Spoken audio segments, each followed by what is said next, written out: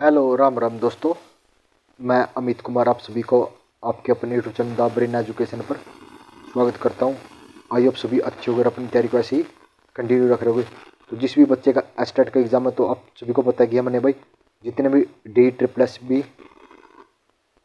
UP TET STET C TET या अन्य कोई भी टीचर का एग्जाम हो उसमें जितने भी सामाजिक विज्ञान के क्वेश्चन पूछे गए ना उन सभी क्वेश्चनों की सीरीज स्टार्ट करने जा रहे हैं हम। इससे पहले हमने भाई 3 क्लास को कर लिया, आज हम चौथी क्लास करने लग रहे हैं। अगर आपने भाई एग्जाम के टाइम तक अगर इस सेशन को अच्छे से कर लिया ना, क्योंकि आपको पता ही होगा प्रीवियस ईयर क्वेश्चन एग्जाम के लिए बहुत ज़्यादा इंपॉर्टेंट रहते हैं, क्योंकि 95% प्रीवियस ईयर क्वेश्चन ही आते हैं। और एच टेट वालों के लिए एक अच्छी खबर ये है कि भाई आप एग्ज़ाम पास करो और अपनी नौकरी ले लो, क्योंकि आपको एचएससी के फंडे में नहीं पढ़ना। क्योंकि आप खुद देख रहे हो एचएससी के 20 ग्रुप पर केस चल रहा है। कल फिर हाई कोर्ट सुप्रीम कोर्ट का आया कि रिजल्ट रिवाइज करो, लेकिन आपका तो ये नहीं है। अगर आपने भाई एचटेट क्लियर कर लिया, 90 नंबर ले लिए, तो भाई आप तो 100% सेफ हो। आपका तो कोई रिजल्ट रिवाइज नहीं होगा, ना भर्ती पर कोई केस नहीं होगा। तो इसलिए बोल रहा हूँ कि भाई सामाजिक विज्ञान के सेशन को अच्छे से कर लो, आपके 60 के 60 क्वेश्चन यहीं से कवर हो जाएंगे। तो चलो अपनी क्लास की शुरुआत करते हैं। किस वर्ष में जर्मनी ने औपचारिक रूप से घोषणा की कि वह उस वायसराय की संधि की सैन्य का निरस्तीकरण खंडों से बाध्य नहीं है? तो कब की थी ये? 1935 में की थी। कब की थी? 1935 में। वायसराय की बंध्याकारी संधि ने जर्मनी को निरक्षित कर दिया गया था। आगे चलकर अक्टूबर 1993 में जर्मनी ने यहाँ पर घोषणा की कि यह निरीक्षण और संयुक्त राष्ट्र दंड मतलब कि निरीक्षणीकरण और संयुक्त राष्ट्रीय संघ दोनों को छोड़ रहा है। बाद में 1935 में जर्मनी ने वायसराय संधि के सैन्य या निरीक्षणीकरण खंडों से भी बंधे नहीं किया। स्टेट कॉपरेनिज्म पर किस विचारधारा ने जोर दिया था? तो किसने दिया था? समाजवादी ने या फांसीवादी ने? तो इस पर जोर दिया था फांसीवादी ने। तो फांसीवादी एक राजनीति और निगमवाद का एक रूप है। किसका? निम्नवाद और संस्कृति का एक क्या होता है? ये एक रूप होता है। तो इसमें आधार क्या माना था उन्होंने? प्रथम विश्व युद्ध और द्वितीय विश्व युद्ध के बीच फांसीवादी ने इटली में कॉर्पोरेट राज्य लागू किया गया और जो आर्थिक समूह का समूजित हितों के बजाय देश में तानाशाही बेनिटो को मुस्लिम की इच्छा, मतलब इसमें क्या था कि भाई जो भी तानाशाही था नहीं तो उसको ये बाध्य करता था कि भाई अब देश में तानाशाही नहीं चलेगा।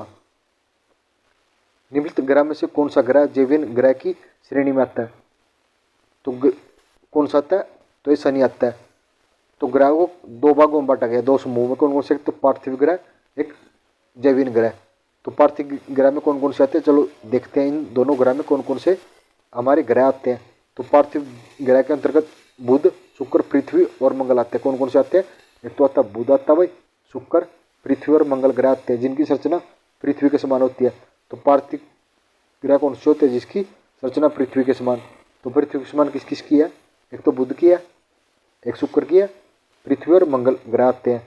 और जैविन ग्रह जिसके अंतर्गत बृहस्पति, शनि, अरुण, वरुण ग्रह आते हैं, इनकी संरचना बृहस्पति के समान होती है। निम्न में से कौन सी प्रक्रिया जल चक्र में शामिल है? तो जल चक्र में कौन सी शामिल है? तो जल चक्र में वाष्पोत्सर्जन भी होता है और संघनन भी होता है, लेकिन ऊर्जा पर्तन नहीं होता।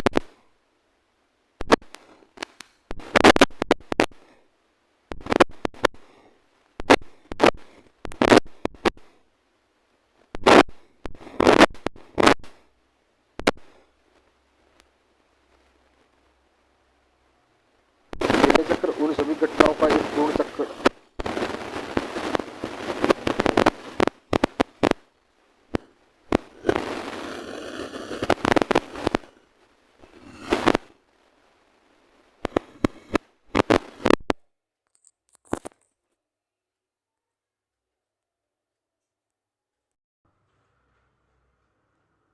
सॉरी भाई, क्या नाम है, अपने आप वॉल्यूम कम ज़्यादा होने लगी थी, तो उसके लिए मैं आपसे माफ़ी चाहता हूँ।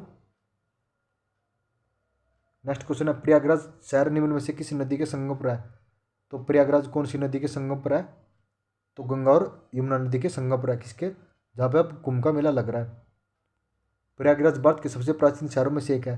तो क्या है? सबसे प्राचीन शहरों में से एक है जो 3 नदियों गंगा, यमुना और अदृश्य सरस्वती के संगम पर अवस्थित है।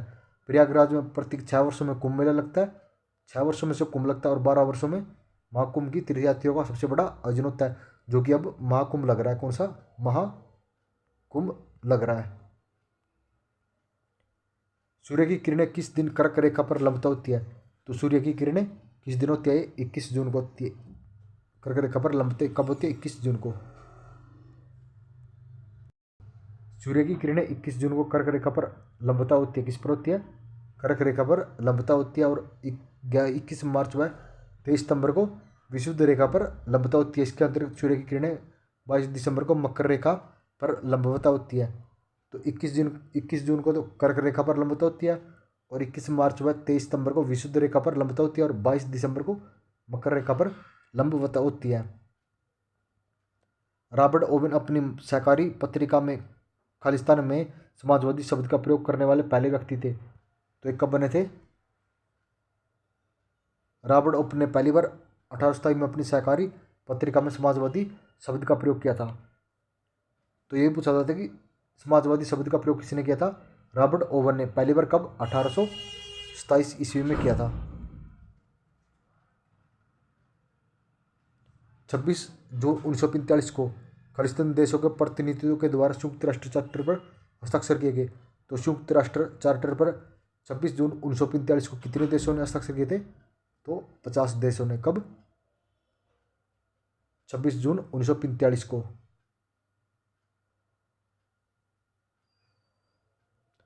संयुक्त राष्ट्र का चार्टर संयुक्त राष्ट्र का संस्थापक दस्तावेज है। संयुक्त राष्ट्र चार्टर क्या होता है? इसका मसौदा तैयार करने के लिए 50 देशों के प्रतिनिधियों ने 25 अप्रैल 1945 को सैन्य फ्रांसिस्को से मुलाकात की। 26 जून 1945 को सन फ्रांसिस्को के अंतर्राष्ट्रीय संगठन पर संयुक्त राष्ट्र सम्मेलन ने समापन पर हस्ताक्षर किए और 24 अक्टूबर 1945 को लागू किया गया। कब? 24 अक्टूबर 1945 को लागू किया गया और भारत यूएनओ में 30 अक्टूबर 1945 को शामिल हुआ। भाई ये मेन पॉइंट है, जो हेडलाइन कर दिया ना, वो मेन पॉइंट है कि भारत यूएनओ में 23 अक्टूबर 1945 को। कब? 30 अक्टूबर 1945 को शामिल हुआ था। कब हुआ था? भारत यूएनओ में 30 अक्टूबर 1945 को शामिल हुआ था।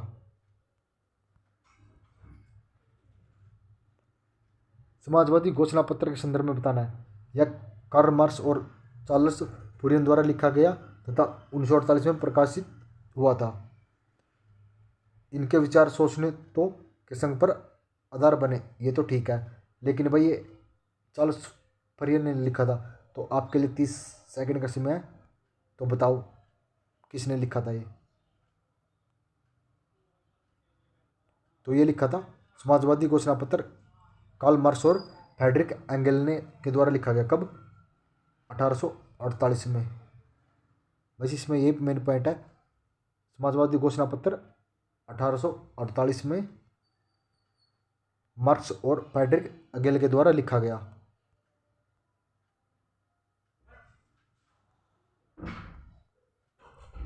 भाई आप सभी ना कमेंट करके जरूर बताना कि आपको ये क्लास कैसी लगी। हम ना भाई डेली 10 क्वेश्चन करते हैं और उन 10 क्वेश्चन के साथ कुछ डिटेल करते हैं। तो ये लगा लो आपके 30 से 40 क्वेश्चन कवर हो जाते हैं 10 मिनट में।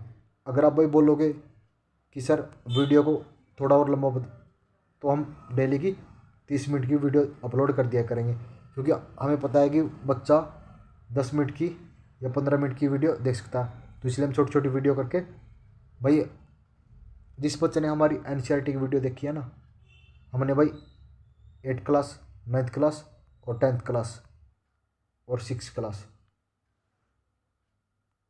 हमने भाई समाज विज्ञान एनसीईआरटी कंप्लीट कर लिया। सिर्फ 7वीं क्लास की रहती है, वो एग्ज़ाम के टाइम आपकी कवर करवा देंगे। जिसने वो वीडियो नहीं देखी ने भाई एक बार वो वीडियो ज़रूर देख लो। 8वीं, 6ठी, 9वीं और 10वीं खुद बोलोगे सर यही क्वेश्चन करवा रखे हैं सर, एनसीईआरटी वाले क्वेश्चन ही आते हैं। अगर आपने उस सेशन को छठी से लेके 10वीं क्लास तक और ये कर लिया ना भाई, आपके सेट के सेट क्वेश्चन हम यहीं से कवर करवा देंगे। चलो मिलते हैं नेक्स्ट वीडियो में जल्दी ही। जय हिंद, जय भारत,